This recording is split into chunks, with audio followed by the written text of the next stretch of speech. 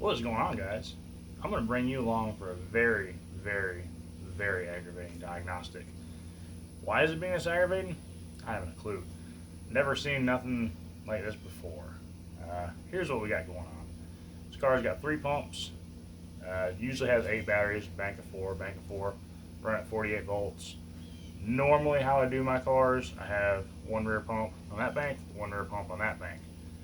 For some reason, I don't remember if I did it or somebody else did it, both banks, or both rear pumps are run off of this bank. Doesn't make sense to me. Like I said, I normally don't do that. Don't know if it was something that was switched up throughout the years. But this car has been together for God knows how long. I mean, I've been working on it for like maybe 20 years now. And it's been very reliable. It's not like super hot. It's just a street car. Has a ground under the seat. It's bolted to the seat frame, which I'm not a fan of, but it was like that before the first time I ever worked on it. It's always been like that. Never had an issue. So never really knocked it, It always worked. You got the ground wire run from the other side of the disconnect all the way back here. Terminates to the battery rack itself, straight to the rack. We got 4 brand new batteries wired up at 48 volts. I'm talking about brand spanking new. I got one going off to the front pump. Then I got basically a jumper wire coming over here to this battery. This battery isn't really hooked up. I'm just using the terminal as a distribution block, if that makes sense. Got one wire going to my left rear, one wire going to my right rear. Problem I'm having, as you guys may have seen the video, I rewired everything, put all new wires going from a distribution block to the pumps, from the distribution block up to my switch box. I rewired the switch box. Well, I wired the switch box probably like a year ago now. For the customer, he installed it. Couldn't quite get it figured out just right. It was kind of like the original reason the car come to me. So we got it wired up. Everything was working fine. We had some bad batteries here and there. That's why we decided to do all new batteries. The whole system is run off this bank, which I've built tons of cars like that before. 3 pumps, 4 pumps off of 4 batteries. So I get everything all wired up. Go to start testing everything. Lift up the front does fine. Dump it, does fine. Go lift up the rear. Something didn't seem right. So I jacked up a little bit more. And what was happening is one side was lifting up, and then the other side was lifting up. And I was like, that's weird, So brought it down, did it again, and I was like, alright, something's wrong here. Tested my switch, my 6-prong switch for the rear. So I put a Carling switch in there, which everyone says is the best switches ever. I say yay or nay. I'm not a huge fan of them. But anyways, nonetheless, it's a good brand switch, brand spanking new. Now, when I lift up the rear end, it's alternating. The driver's side will lift up, and the passenger side will lift up. While being lifted off of the 6-prong switch, it should lift both pumps at the same time. Weird, I know. So, I switched my wires at my terminal block. I switched those around. Same problem. Figuring I got like a bad wire in my switch cord, which is new. Chop it out, put a new one in. Problem should be solved. Got a brand new switch wire coming back to my distribution block. Now, same problem. Actually, I have this solenoid for the right rear lock up. Those are the only solenoids I didn't replace. Put a brand new set of solenoids on the front, put a brand new set of solenoids on, what will that be? The driver rear.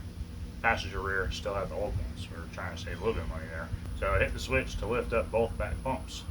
Only this one actually actuated and locked up the solenoids. So I said, screw it. Pulled those out, put brand new solenoids in it.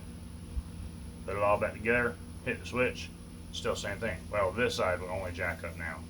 I could jack up my independent cylinders just fine. I could jack this side up, they'd go up. I could jack this side up, they'd go fine. I go hit them both at the same time, only this side is going up now. I didn't really have the alternating problems like I had before. I had just this side jacking up. So I'm like, alright, what's going on here? So I was having the problem with just this side jacking up. So what I did in the switch box, I just cut the wire for this side. Because I'm trying to figure out where the power is going, the least path of least resistance, I guess is the easiest way of putting it. So I cut the wire for the passenger side rear. Hit the 6-prong switch, this side jacks up, like it should. I'm like, alright, cool. So, we got signal going to both of these, obviously. So I take a jumper wire and I hook it from my passenger rear to my driver's side rear solenoids. That way, one switch wire will actuate both sets of solenoids which the switch should be doing that same that same principle. Go and hit the switch, boom, both sets of solenoids lock up. Like, great. So unhook the battery cables, dump the car back down, check on the solenoids. I tapped the back of them, checked them all, they're good. Don't have any continuity going through them, everything's back to normal. So at this point, I'm just beyond aggravated. It's kind of the end of the day. I got other stuff I had to take care of, left it as it is. Come back to it, and I'm just thinking in my head, trying to see what could be a problem. So obviously grounding issue. That's usually your number one problems with solenoids. I've got a clean mount where I mounted these. So I even run an extra ground. I run a ground from my solenoid itself, the base of the solenoid, to the pump rack, to the bottom of the passenger side pump, the one I was having the main problems out of. I go and jack it up, same problem. Both sets of solenoids lock up. What the heck? So, getting a little bit of time in my hand. I call Andreas Lazardi Hydraulics. We kind of communicate back and forth. When one of us gets stumped or one of us has a good idea, say, hey, what do you think about this? Sound like it'll work, sound like it won't work, brainstorm. So basically told him everything I just said. And, we go through a few different things. I'm like, this is new, this is new, this is new, this has got a good connection, check this connection, this is tight, run extra grounds, did this, and we're kind of both stumped, we're just like, just keep trying, that's all we can do. So both of us are kind of leaning towards the ground, the disconnect where it plugs up to the seat mount. Neither of us are a fan of that. I really don't recommend it by any means. Reason number one, your battery rack is mounted to your frame. Your frame is steel. Your seat mount is mounted to your body. There's a bushing in between the frame and the body. That's rubber. That's not going to create a great connection. Yes, you have a bolt that goes through it, but that bolt is also isolated by rubber, if that makes sense. So really all you're relying on is like body grounds. Yes, it's doable, but not the best in the world. You want the best ground you can possibly get. So, I got this big wire here. I basically just run a dummy wire from my solenoid rack, the base of my solenoid, just like I said I did my external ground going to the pump. Got it going from there up to my disconnect. So it's got the best ground it can possibly have. Hooked it together, hit the switch, only a side jacks up. Nothing locked up, so I guess that's good. Individually, both of them operate just fine. But as of right now, just this side's jacking up. And that's where I'm at right now. I'm going to continue on. Figured I'd bring you guys for a journey, because this is a pretty weird one. So I'm pretty sure I mentioned it before, but just in case I didn't, you would think like possibility of a loose connection. Everything is tight. Nothing is wiggling. And you would figure even if you had a loose connection, when you use your independent switch, it would still have problems. But the independent switch are working perfectly, just like they're supposed to. No hesitation, no flopping sides. I don't know, man. Got me a brand new distribution block, brand new switch wire, brand new wires going back to all the pumps. Everything's terminated, nothing's touching. There's no frays of wire exposed outside of the terminals, to short anything out or jump anything over. And this wire right here, that was my first wire that I had in there that I was questioning. It was a brand new wire, but like I said, when in doubt, rip it out. And that's what I did. So run me a whole brand new wire in here. Alright, so here's the basic layout. This is our ground. That's going up to the disconnect. Alright, so positive, negative, positive, negative, positive, negative, positive, creating 48 volts. Got this one going over to this bank of solenoids for your front. Got just a wire coming over here, tying directly into this battery. This battery is not being used. As you see, no post on this side or no wire on this side. Just using it like a junction block. Got one wire going down to that set of solenoids. Got one wire going down to that set of solenoids. As you can see, I added some extra grounds in there. That one, the little one with the red tag there, that goes to the pump itself. This one, the copper lug, that's my dummy ground I got going all the way up to the front. There's our disconnect right there. So this is our disconnect. This is the side that goes back to the battery, that first terminal on the bank. This is where the other side of the disconnect used to go. It goes to the seat frame. As I said, not really a fan of that, but this car's been built for like 20 years and it's worked just fine this whole time. So didn't really think to question it, but I am questioning it. I'm trying to solve a problem here, so I'm trying to take, every possibility out of the equation. Alright, so we're going to try and lift both back pumps up at the same time. As you see, got a big ground here. Everything's grounded as good as we can get it grounded.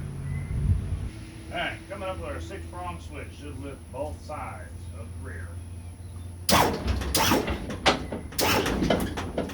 That is just the passenger side. Alright, going to lift up just the driver's side rear. That does like it's supposed to. Just the passenger side rear. Does like it's supposed to. Now both of them at the same time again with the 6-prong. Passenger side lifted up, then driver side. Tell me that isn't weird. Just the passenger side.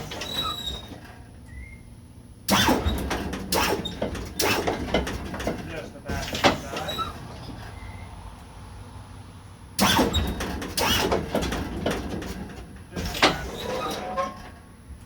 Should have been both of them.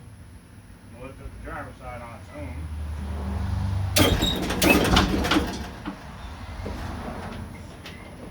Now try to lift both of them again. Just the passenger side. Alright, so this might look really ridiculous, and I completely agree. Let me bring you up to speed what we got going on here. I divided these into 2 different banks, 24 volts. This is our ground over here, and this is our other ground coming over here. So we got one bank and one bank. Alright, this is our positive wire coming over here to driver's side solenoids, I think. This is our other positive wire coming over here, going to that. This battery isn't being used. Just that terminal there, you know, so I can have I could put it down there, I guess. I may end up doing that. If this still doesn't work, I will do that for sure.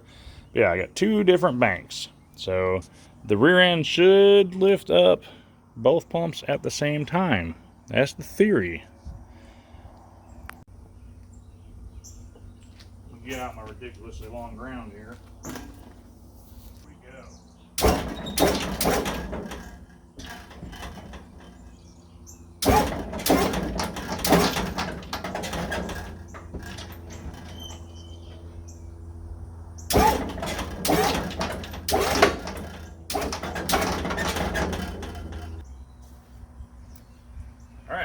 That is working.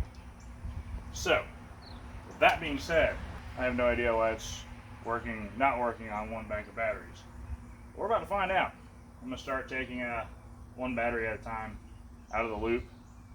See if that fixes. Actually, I'm going to put it both on 24 volts. Might lock the solenoid there. It shouldn't, but we're about to find out. But yeah, I'm going to put both banks on, both pumps on one bank of 24 volts. See what it does. Go from there. I'm going to get to the bottom of this. Alright, so how I have it set up now. You've seen I had a bank of 24 in the front, a bank of 24 in the rear. I've got both pumps hooked up to the front bank, 24 volts. Reason being, that's closest to the ground. And if it works fine, I know those 2 batteries are fine. I can basically move down the line. It sounds stupid, I know. But 2 pumps not working off of one bank of 48 volts also is stupid, and I don't know why it's doing that. I'd reached out to Bill from Street Charger. As I said before, he is an electronic genius, a wizard, if you will. We had talked a while. We had went down the list of things to check, as I've done with quite a few different people. I've reached out to a lot of people on this, and everyone's pretty much like, dude, you have everything covered. I can't think of anything further. So that's kind of why I reached out to him, because like I said, this dude, the knowledge of electricity, it just blows my mind. It's stuff that I will never comprehend. But he was pretty much in agreement with me. He was like, you know, you pretty much covered everything. The only variable I knew of that I could think of, I built bolt-in solenoid mounts, which I've seen a lot of people do, you know. That was definitely a reasonable doubt in my head. It wasn't getting a good ground. That is normally the only problem you really have with solenoid is a bad ground. Or I should say the main cause of a solenoid problem is a bad ground. Hence why I added the additional ground going to the pump rack, you know, just to make sure it had a good ground. Literally put a wire from the base of my solenoid to the battery rack, or to the pump rack. And still, you know, no different results. So he had suggested to me weld down the mounts, you know, solenoid mounts. So I did it. You know, there is no better connection than literally fusing metal together. So I did that. Still the same problem. You know, nothing changed. So that's why I did this little setup here. We have a different result, thank God. I assure you, this is getting to be a pretty good headache. So, you know, he had told me the only other issues he could think off of that would be just something in the battery. Not necessarily a bad battery. I don't really remember how he exactly called it, or you know, the term he'd used, but you know, he was basically somewhere in your batteries. So he was telling me rearrange the batteries, see what works best. So that's kind of what I'm gonna do now, just by process of elimination, taking a battery out here and there, adding a battery, and try and kind of figure out. They are brand new batteries. I did load test them, which he kind of chuckled at that. He's not a firm believer in load testing. He kind of knows a way better to do it, which once again I didn't really comprehend. But you know, I'll talk to him a few more times about that, and he'll eventually instill it in my brain to where it's understandable. But yeah, so we're going to kind of go down this route. I'm going to basically just take one battery at a time out of the equation. We're going to start out with these two front batteries and see what it does. If it does right, we're going to move on. If it doesn't, I'm going to take a battery out. I'm going to jump a wire to another battery. Just keep on going down the series. All right, place your bets. I don't even know what to bet anymore. That looks like both of them. Damn sure is. So, what have we learned here? Not a damn thing. Well, I'll take that back. We learned our problem is in this area here. We're going to figure out which one of these areas is our problem.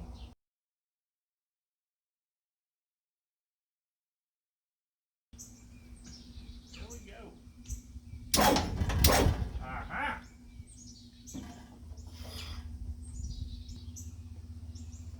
Did you guys see that? Only one went up. The passenger side. That tells me either we have a problem in one of the front two batteries or I'm just completely insane. Let's dive in. Alright, so just in case that got a little confusing, don't feel sad, mad, anything like that. Completely understandable. Trust me, I'm like right there with you, and I'm doing this. Alright, so one of those two batteries is causing us an issue. Don't know which one. I'm gonna assume that one. I think we're gonna take that out of the loop first. We'll try that. And yeah. I'm gonna hook it back up to 36 volts. I'm gonna take that one out of the loop, which sucks because I'm gonna have to move my power wire, which isn't a big deal. But yeah, we're gonna try doing that. We're gonna leave our setup right down here the same. This is gonna be our 36. We're gonna have 36, 24, not using you, and 12 volts. We'll see how that works. All right, fingers crossed. Let's see what happens. Here we go. Aha!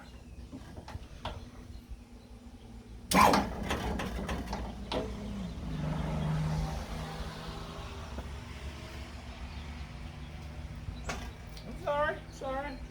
I wasn't talking bad about you. I was talking bad about the other one. So here we go again. Took the first battery out of the equation. Got 12, 24, 36. Let's see what this does. Alright, here we go.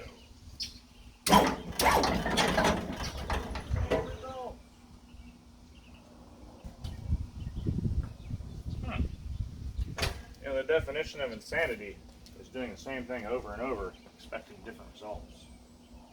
Granted, I'm not doing the exact same thing over and over, but I'm getting the same results. So, if you're like me, you might be wondering what the hell is going on here. I'm going to explain. It may make sense, probably won't. So, I said earlier I talked to Bill at Street Charger. Well, I talked to him again today. This is probably like a week since the last time I talked to him. He kind of said something that made a lot of sense, but I'm kind of going to go about it ass backwards from what he was saying. You know, he said basically cut the problem in half. Either you got an issue with the pumps or an issue with the batteries. I told him, so this is kind of like my last resort here. I want to throw it out there, and you know, he said it was a good idea. He was talking about changing the pump out, which isn't a bad idea, but I got two pumps in there, and I don't know which one's giving me a problem. I got two pumps in here, and they're not giving me a problem. I used them just an hour ago. So, basically what I'm going to do, you might see this configuration of wiring act going on here. I'm more or less going to run my car off of this bank of batteries, 48 volts. What is this here, you're asking? Well, this is my switch wire. Yeah, this is some rigged up stuff, I'm not going to lie. I'm going to bring it in here and let you guys take a look at it, because it just keeps getting better. The longer you look, the better it gets. I'm not going to have a dump. I will have a quick disconnect ground, so safety first, you know. But yeah, I'm just going to hot wire it. And basically it's going from the ground to my rack, going to the ground of that battery, coming out of that battery, going to the positive that I'm just using as a jumper on my battery, going down to my solenoids, going through my solenoids to my pump. So should work just like hitting a 6-prong switch. Should lift up both pumps on the rear. If not, problems in the batteries. And if it does not lift both of them, I'm going to jump these batteries into this car and make sure the problem doesn't happen over here. If that happens, I don't know what to do, but I'm pretty confident both rear pumps of my car are going to lift up. I know they work. I'm 100% positive of that. Like I said, I just used them an hour ago. So I'm going to bring you in, show you up this rigged up stuff I got going on. It's crazy what you can do when you put your mind to it and when you don't have all the pieces you need. So let me bring you in here and let me show you what we got going on, and we're going to test this thing out. Hopefully everything works, and then I just have to narrow it down what's going on with the pump. Alright, so for starters, this ground should go right into that. I don't see why it wouldn't. They're standard welding cables. Goes down here, whoop, goes up to that ground, goes through all that, comes up to 48 volts, comes out of there, comes back over here, goes to that terminal. That one goes off to one pump. That one goes off to another pump. Yes, it's corroded as hell. Fighting issue with that. I just cleaned it. But yeah, so basically they're both off that same lead. I did disconnect this just out of safety. I didn't really figure I needed to, but I didn't want anything back feeding my switch cable, and also didn't want anything feeding my street charger. You know, pop a fuse there or something like that, mess something up. Don't want that happening. So here's where the real beauty comes in. So I'm just running off of one switch wire. Yes, that's a stinger in case you guys were wondering for welding. So I'm jumping that out and bringing it on over here, connecting it to that one. That way, when I send signal to this power, or send signal to this solenoid, it'll send signal to both those solenoids. Yeah. So, as you already seen, that's a welding lead, just a bare end. Gonna touch it on there. Hopefully this will go up. Alright, I don't see any possible way this could end badly.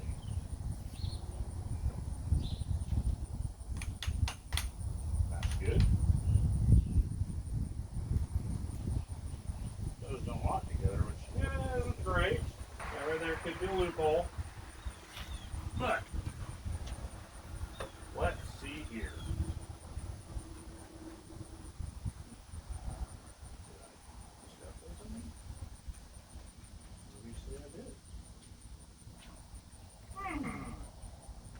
I'm a retard. Alright, take two. I don't think my specially fabricated stinger is on the solenoid good enough. We're gonna find out. Alright, here we go for real. There we go. Oh, look at that.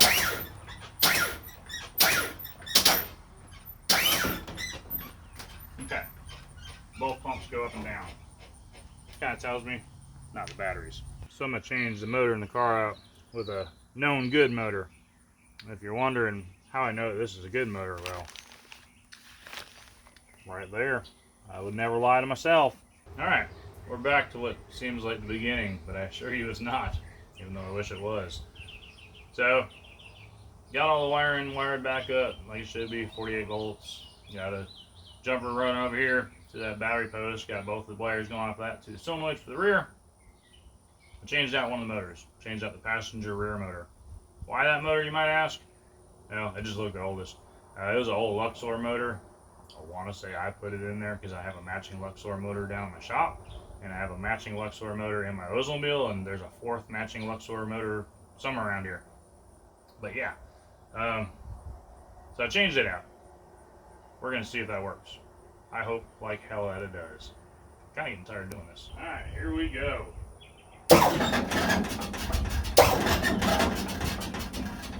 Well, doesn't seem like it was that one. Have I mentioned I'm getting tired of doing this? So here we are once again. Switched out the driver's side motor. I just took the one that I had on the passenger side, put it on the driver's side. I guess I can go down the shop. I know I got one more motor sitting on the shelf down the shop. It's used. We'll see what happens. Yes. Worst case scenario, I'll go down there, get another motor, put it on here, go from there. I don't know anymore. I'm going this way. Just as I figured. This is starting to become a reoccurring thing. It's not very fun. So, bring you up to speed what we got going on. So I was jamming some Pantera. So maybe like the Abbott brothers will give me a little blessing here and help me out. I put the motor back in, the Luxor. I don't even know where I'm at with you guys anymore. So got the Luxor motor back on the driver's side. It was the original one that was on the passenger side. Seemed to work before, maybe it'll work now. But I did run an additional ground from the passenger pump over to the driver's side pump. Figure maybe it's not grounded through the rack. I don't know. I'm not gonna pull the pump out. I mean, I guess I'll end up pulling the pump out eventually, but trying to not do that if I don't have to. That's the only thing I can think is just getting a bad ground in between the block and the rack, maybe. I don't know. As you guys have seen before, I did run a ground from the solenoid mount to passenger side pump, but I didn't have one going to the driver's side pump. They're mounted on the same bar, so you would assume we'd get a ground. Hey, we're not going to assume anything anymore. I do have one more trick up my sleeve. If this doesn't work, I'm probably going to pull the motors, drill a hole, tap a bolt in there, and run an additional ground to the solenoid block itself. I'm running out of options here. This should not be this difficult. Never had an issue like this before. Alright. Let's try this again. Well, get to bed. Alright, as Ludacris says, I'm back for the first time. I only wish it was the first time. So, I did not ground the motors. I was talking about, I guess I was talking about, I don't know if I told you guys or not. I just dreamt it. I was going to drill and tap the motors, put an additional ground on the motor casing itself. Did not do that. Talked to Bill a little bit more. He's pretty blown away with this problem as well. We've been going back and forth, just spitfiring ideas. You know, kind of both at a loss on this one. You know, he had brought up a good point. Pretty much got the grounds covered. Gonna kind of more lean towards the positive side. Kind of just trying to think of what's been done differently, you know, since the car come here. I added a fuse.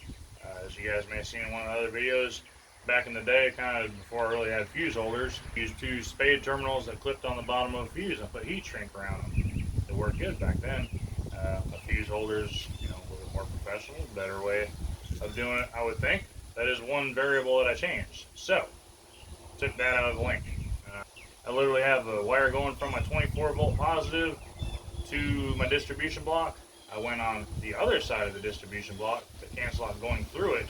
Maybe that's a problem. We're about to find out. And have it going from there directly up to the switch box. So once again, we shall see. Alright, here we go. And once again, failure. Surprise! We're back at it again. Another day. Probably like maybe in another week. I had to take some time off this thing. It was getting really, really aggravating. Still really aggravating. What I'm going to try. This is kind of really dumb. Why I'm even trying this, but I'm going to try it anyways. Basically going to eliminate the switch box, eliminate the switch cord, and just start over fresh. Run a new switch wire, run into a single 6-prong switch. That's the only thing that's going to be on the circuit. See what that does. Alright, we got just a single prong, or a single 6-prong switch, I should say. Let's see what it does.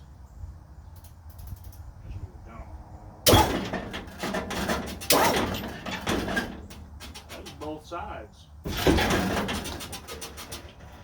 got my left side dumped a little bit faster than the right side dumped. I thought I had them the other way around. Alright, let's just see if that was a fluke or if it's the real deal.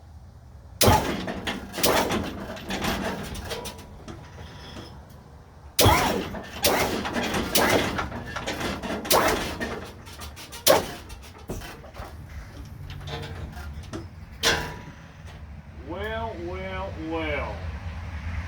That makes zero sense at all, but I'm not going to complain.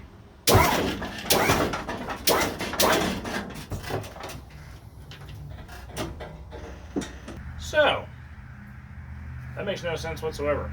Probably everybody's thinking your wiring in your switch box is messed up. And I guess it technically could be, but if that were so, why would it have worked fine on 24 volts? Why would it have worked fine beforehand? I don't know. So, I guess what I'm going to do, that's a cheap Chinese switch that I just used. This car has Carlings in it. It's had Carlings in it. I thought one was bad. I put a new Carling in it. Carlings are the greatest switches ever, right? This isn't my first problem with a Carling switch. I'm not going to say I'm not a fan of them, but I don't think they're hyped up like a lot of people say. Could be wrong. I've been wrong before, but I don't know. I think I'm going to just run a single wires to my switch box. I'm going to take the other two wires that lead off all the other switches. Just going to run those, see if there is a problem somewhere in the switch box. That will eliminate that idea. And I'll have to eat my words on a bad Carling switch. I'm fine with that. Worst case scenario, I'm going to put that cheap Chinese switch in here, talk to the customer, say, hey, it works fine with this, and we'll end up going that route. That way the car will work. So let's keep going forward and see what happens. Alright, so we've got just the 6-prong Carling switch from the switch box, only wired to just the box, nothing else.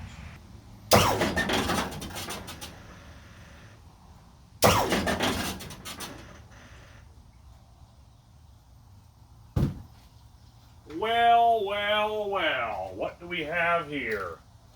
I don't know.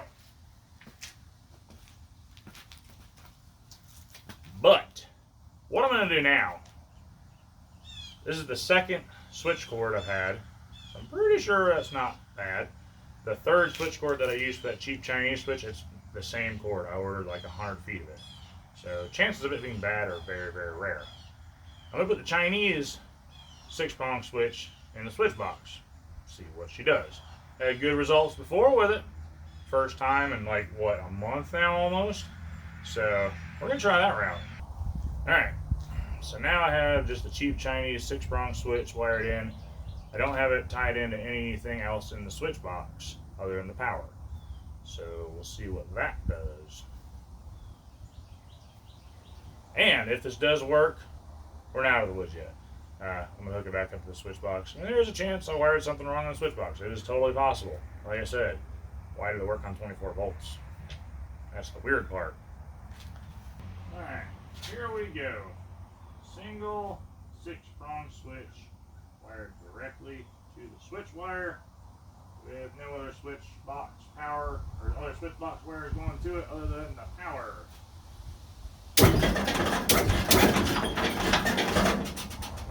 The problem is back. What the hell? Over. So I decided to check my power at my switch. I don't know if I've done this once before. I would assume I have. But anyways, I found something kind of weird. Never seen this happen before. But I found it in multiple places. Alright.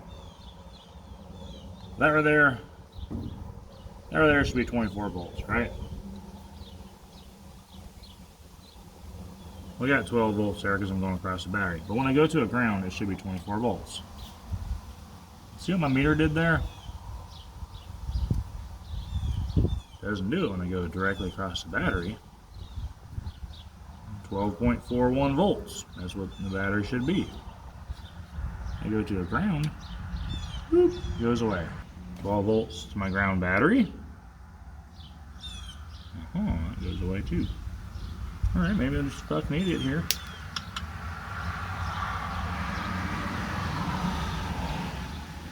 Probably because you're over 24 volts, dummy. Alright, scratch that idea. Everything's working fucking fine, hunky-dory. Yep, just too fucking high. The meter is what it was. Alright, I'm a fucking retard, I can admit it. Now that I've learned how to use my meter, yep, sometimes dumb things happen to me.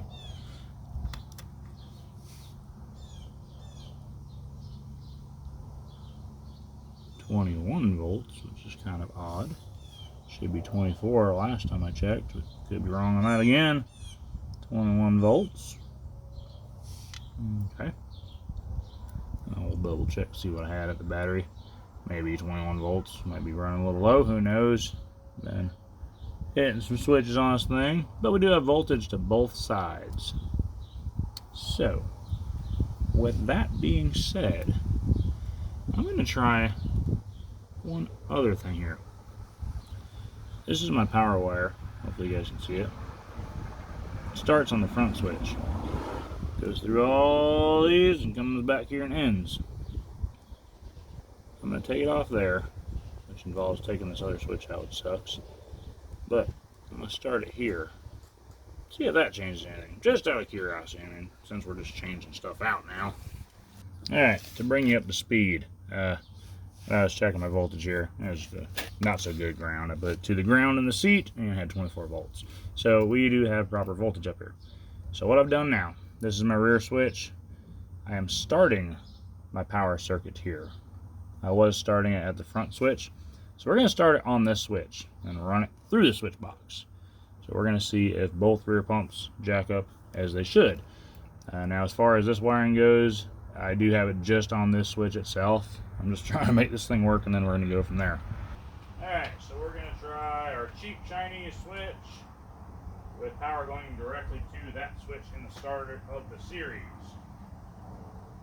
Let's see what we got.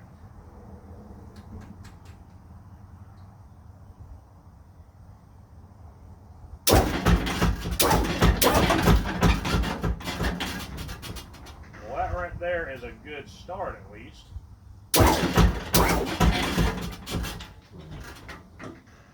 Now, the age-old question.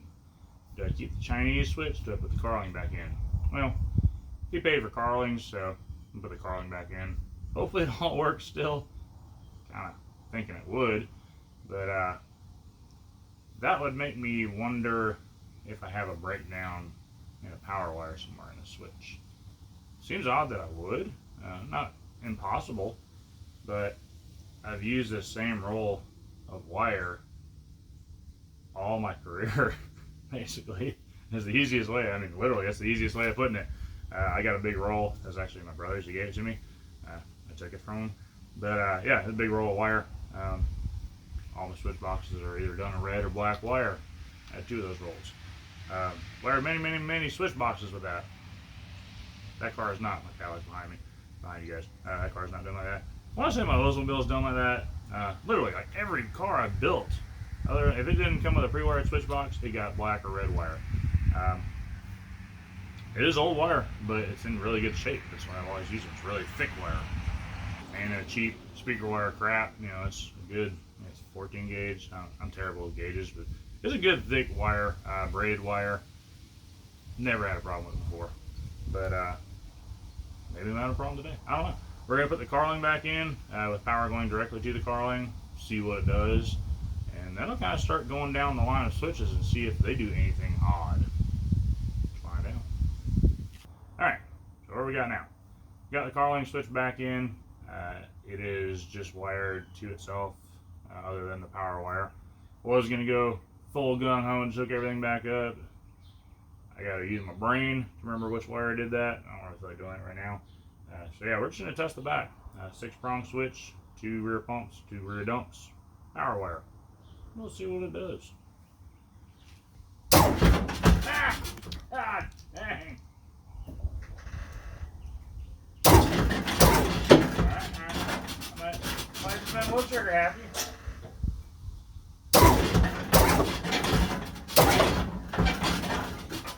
Yeah, it was not trigger happy. It was just the right side still.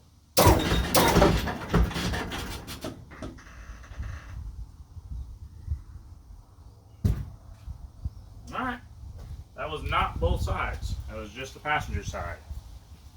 Which is the same problem I was having before out of that switch. So, just wasted a bunch of time putting the Carling back in. Putting the Chinese switch back in, we're going from there, moving forward.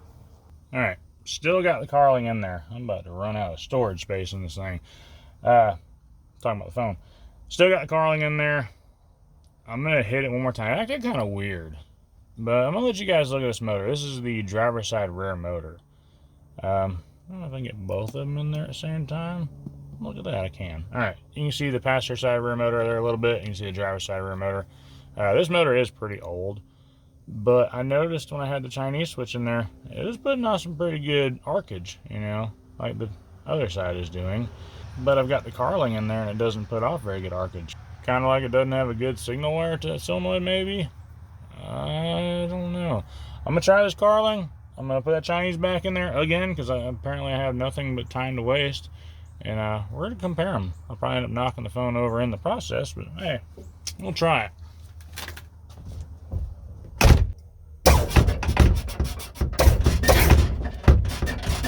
Alright, driver's side did go up there.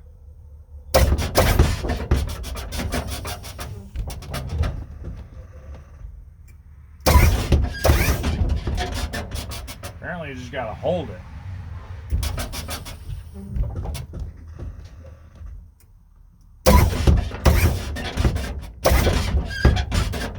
Alright, that is going up, I'm pretty positive. I'm gonna take off one of the dump wires and confirm that the other side is going up. Which dump wire it was, I don't remember. Let's just take this one off. See what it does. Why not? Alright, we're going to try dumping it now. I think this is a passenger side dump, so the driver's side cylinder should stay up. Alright, so that's 100% confirmation that the driver's side cylinder does have pressure in it. Granted, it jacked up a lot slower, and if you just hit the switch, really only the passenger side engages. So with that being said, I'm going to drop it back down. I'm going to switch the switch back out again because, as I said before, I have nothing but time on my hands apparently. Alright, going down. And we're going to swap the switch out. Alright, back to the old cheap Chinese switch. Let's see what she does.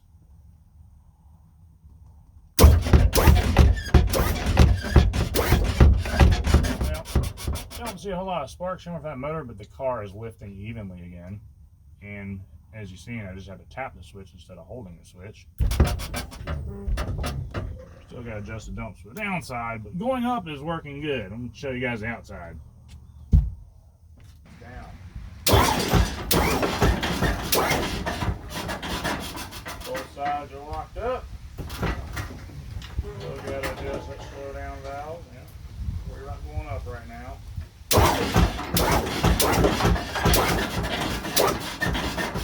That's locked up. Pretty consistent. Maybe a little bit off. Got a flat tire on this side and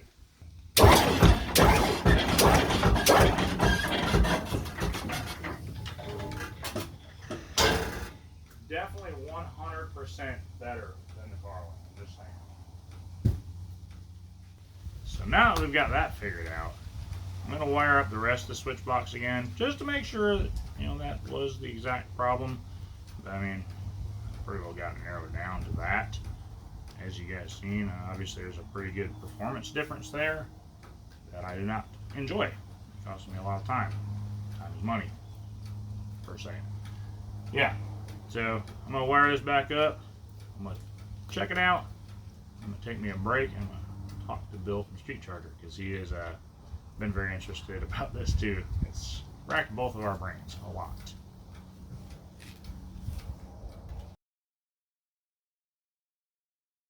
See, I told you guys this thing would stand three-wheel. Probably didn't believe me, but it does. Ain't nothing crazy, but just a little cruising car, you know. Yeah, we got the switches figured out. It's been a few days since then. It's actually been about a week or so. I was pretty happy. Got everything figured out. Text Bill, told him what was going on. Kind of expected a call back. He's been pretty curious about this whole deal. I mean, and him been chatting back and forth. Unfortunately, kind of got some bad news. A buddy of mine called and he was looking for a street charger, and he's down in Orlando. He wanted to know if I had one. I told him, call Bill. He's like right around the corner basically. Call him, he'll get taken care of. And he sent me a message from Facebook, or I guess Instagram, I should say. And somebody put out a post, basically saying that they had either stopped by a shop or stopped by his house. Pretty good family friend. Didn't really come out and say that Bill had passed, but kind of hinted towards it. And I did think that was kind of odd that I didn't get any response, which he'd literally been calling me a few minutes after texting. Like I said, he's pretty curious about this. So I'd text his phone, kind of like, hey, kind of heard some rumors, hopefully they're not true. Never got a response. Got some more calls from a few friends of mine, kind of wondering the same thing. The next morning, it was a Friday, and next morning I got a call from that same buddy, and he's pretty much like confirming what had happened. And I was still pretty well in disbelief. I just talked to him, a day or two beforehand. That I called, the street charger number. My buddy said he had talked to his wife. I was like, how'd you get up there? He's like, I just called the street charger. So I gave them a call, and his wife answered. I knew. And as soon as she answered, I could tell by the tone of her voice, that it was for real. And me and her talked for a little while. We had a lot of good conversations. He shared a ton of knowledge. I wish, everyone says, I wish you could have more time. But yeah, that's definitely a person that I would definitely like to have more time with, just to learn. He was so smart. But unfortunately, life happens the way it happens, I guess. He's gone now, so that's real bummer. But I'm very, very thankful that he had shared, what knowledge he did while he had time to do it. And definitely thankful for a product that he put out. An amazing product that he brought to the lowrider community. It's definitely changed my life, and just in lowriding in general. He's a really good guy, a really good friend, and he'll definitely be missed, that's for sure.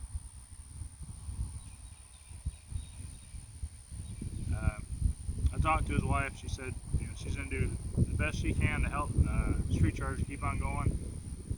He actually made some videos of building street chargers, so they kind of have the technology. And now he didn't just keep it all in his brain. So she's got some friends down there that are going to help out. And I had told her that if she needs any help, with any kind of like investing or just anything I can help with. I'm no level at Bill's out of electrical. I've used his product. I know how he uses. Obviously she knows she knows just as much as I do, if not way more on that aspect. But any questions that I can help her with, I'm definitely down to help. I'm down to help with promotions. Once they get up and running again, hopefully they'll be going full force. And I'll always support the product. It's been an awesome product. I've never had a problem with it. I've got it in like every single car I build.